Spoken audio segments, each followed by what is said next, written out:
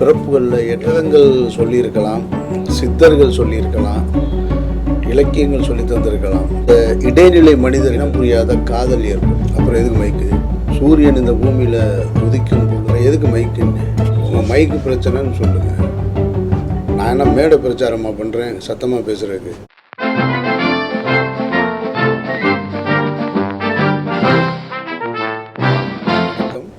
நான் இயக்குனர் Amir. Good day. அப்புறம் எதுக்கு மைக்கு? உங்கள் மைக்கு பிரச்சனைன்னு சொல்லுங்கள். நான் என்ன மேடை பிரச்சாரமாக பண்ணுறேன் சத்தமாக பேசுகிறதுக்கு? வணக்கம், நான் இயக்குனர் அமீர். குட் டே திரைப்படம். இந்த திரைப்படத்தை பார்த்துட்டு இப்போ தான் வந்திருக்கேன். நான் விடுகிற எல்லா நாளுமே நல்ல நாள் தான். அதை கெட்ட நாளாக மாற்றுவதும் நல்ல நாளாக அமைத்து கொள்வதும் அந்தந்த மனிதர்களுடைய கையில் தான் இருக்குது. சூரியன் இந்த பூமியில் உதிக்கும் பொழுது அது இவருக்கு இன்னாருக்குன்னு உதிக்கிறதில்ல, மறையும் போதும் இன்னாருக்காக மறைகிறதில்ல. அது அதனுடைய கடமையை செய்யுது. இங்கே மனிதர்களில் நிறைய பிறப்புகளில் ஏற்றத்தாழ்வு இருக்குது, வாழ்க்கையில் ஏற்றத்தாழ்வு இருக்குது. ஆனால் இருந்தாலுமே எல்லாருக்குமே வாழ்க்கை என்பது சமமானது தான். பிறப்புலையும் இறப்புலையும் எந்த மாறுபாடும் கிடையாது. பிறக்கும்போது ஒரு குழந்தைக்கு தெரியாது நம்ம பணக்கார குழந்தைன்னு, இறந்ததுக்கு பின்னாடி ஒரு மனிதனுக்கு தெரியாது நான் என்னவோ வாழ்ந்தோம்னு. அதில் எல்லா மனிதர்களுக்குமான வாழ்க்கை இருக்குது.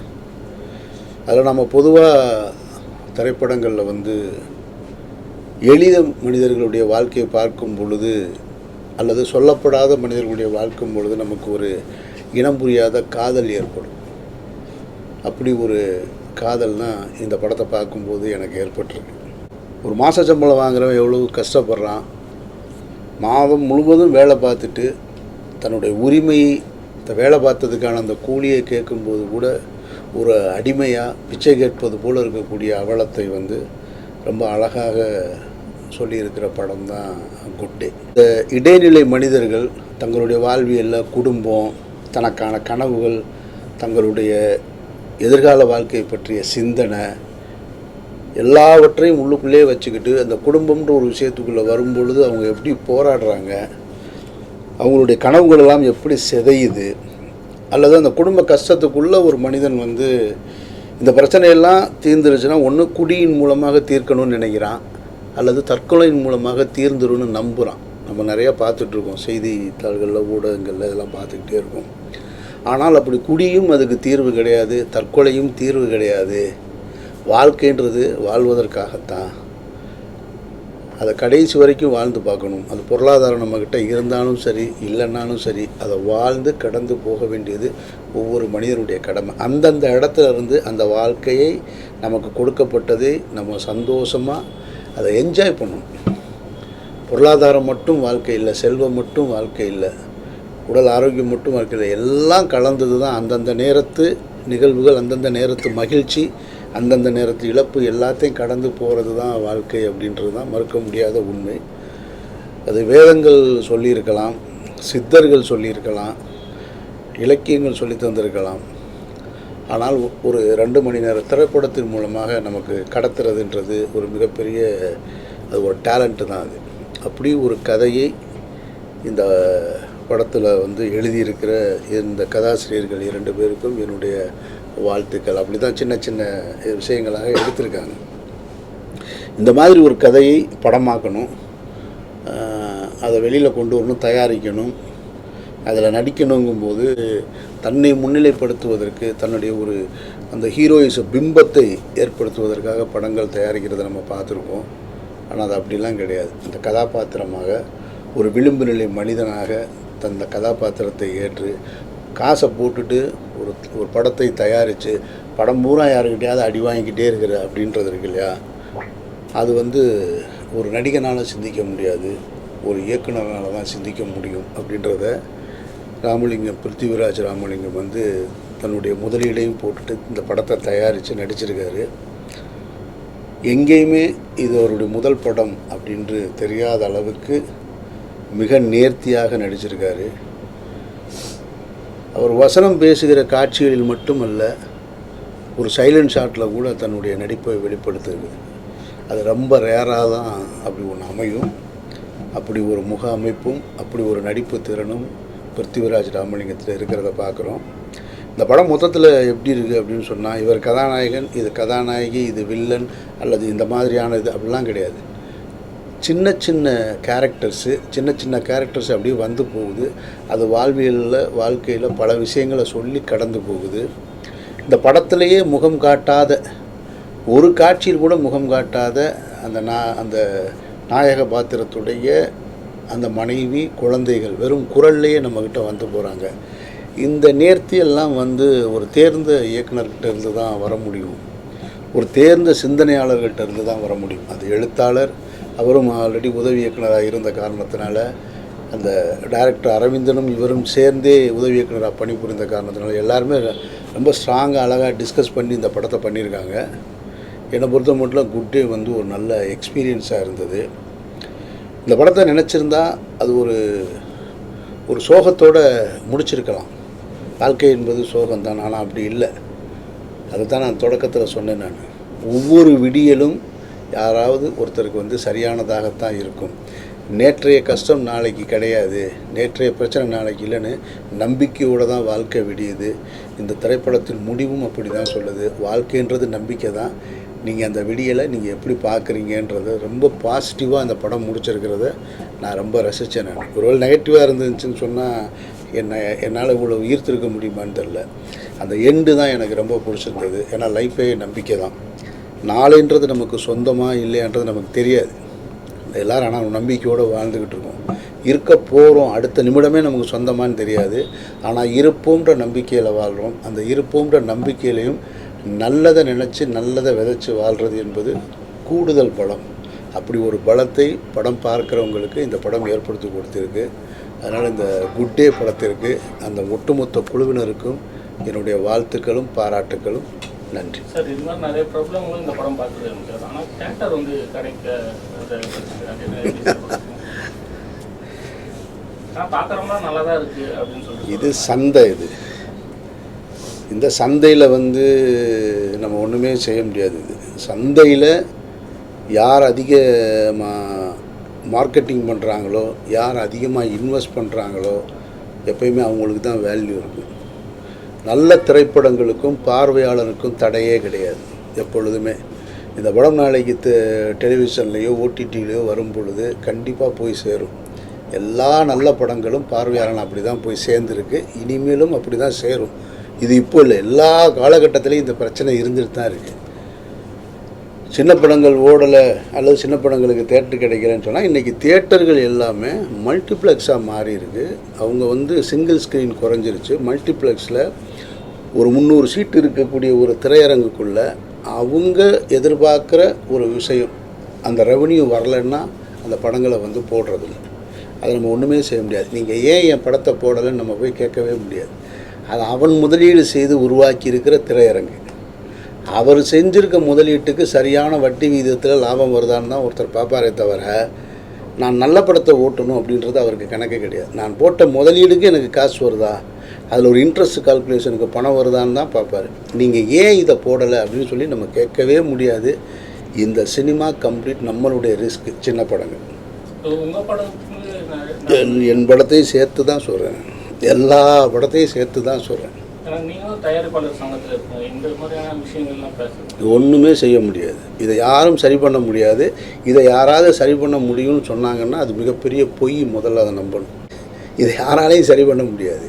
இது சந்தையில் இருக்கக்கூடிய பிரச்சனை. இது நீங்கள் வந்து ஒரு காலகட்டத்தில் வந்து காய்கறிகள் வந்து வீட்டு வாசலில் கூவி கூவி விற்றுக்கிட்டு வந்தாங்க, பார்த்துருப்பீங்க நீங்கள், ஒரு தள்ளு வண்டியில்.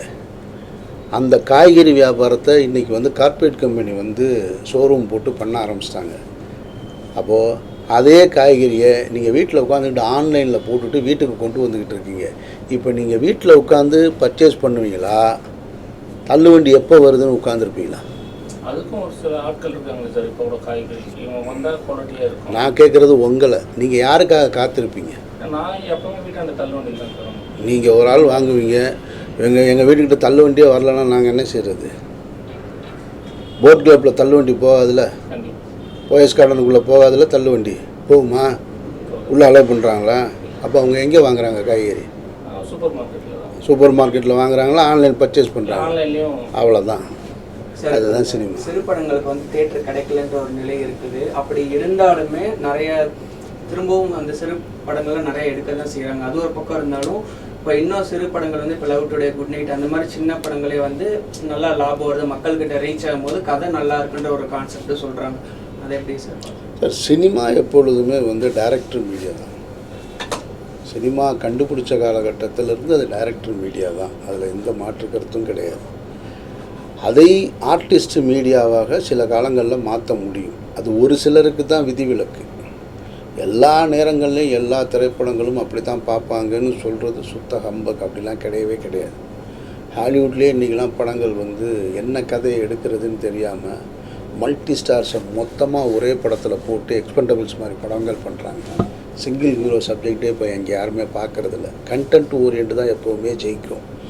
ஸோ அதனால் கதை இருக்கணும். ஒரு திரைப்படத்தை நம்ம போய் உட்காரும் பொழுது ஒன்று அந்த பரிச்சயமான நடிகராக நம்ம பார்க்கும் பொழுது அவர் இதெல்லாம் செய்வார், இதெல்லாம் செஞ்சால் நல்லாயிருக்கும்னு பார்க்குறது ஒன்று இருக்குது. அப்படி பார்க்குறது இருக்குது.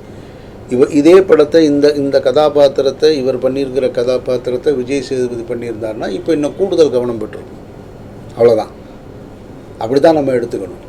இப்போ ஒரு காலத்தில் வந்து சினிமான்றது வந்து ஒரு என்டர்டெயின்மெண்ட்டுக்காக வந்துச்சு. அதுக்கப்புறம் இப்போ சினிமாவோட ஜேர்னலே நிறைய மாறிடுச்சு. சினிமா எப்பொழுதுமே என்டர்டெயின்மெண்ட் தான். இல்லை இருக்குது, பட் அதை தாண்டி ஒரு பக்கம் மெசேஜ் சொல்கிறாங்க. இல்லை, அப்படியெல்லாம் மெசேஜ் சினிமாவில் சொல்லப்படுகிறதுன்றது அந்த படத்தின் தயாரிப்பாளரும் இயக்குனரும் எடுக்கிற முடிவு.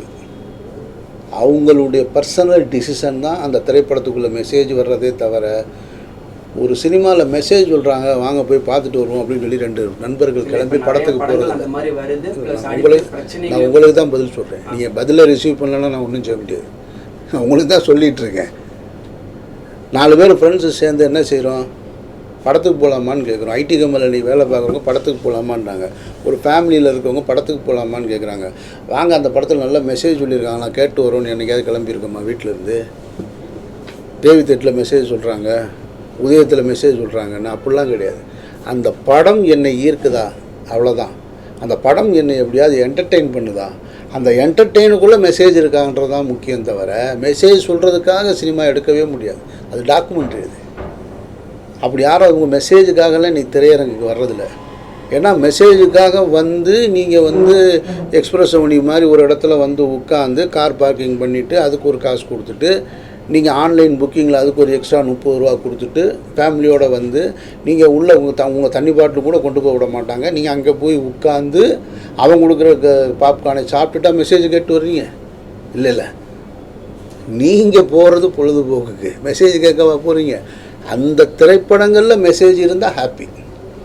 அப்படி தான் பார்க்கணும். நீங்கள் சிண்டர் சிஸ்டர்ன்ற எடுக்கிறாரு அந்த டைரக்டர் அப்படின்னா அந்த டைரக்டர் அந்த இனத்தில் பிறந்து அந்த வழியை உணர்ந்தவர். அதனால் தன் இனம் சார்ந்த வழியை தான் ஒரு பிரபல இயக்குனராக மாறும் பொழுது சிண்டர் சிஸ்டர் படத்தை எடுக்கிறார். அப்படி தான் நீங்கள் புரிஞ்சுக்கணுமே தவிர அவர் பிரச்சனையை சொல்கிறதுக்காக தான் சினிமாவுக்கு வந்தாருன்னா அது தெரியல. ஒருவேளை அது அவருடைய ஐடியாலஜியாக இருந்திருக்கலாம்.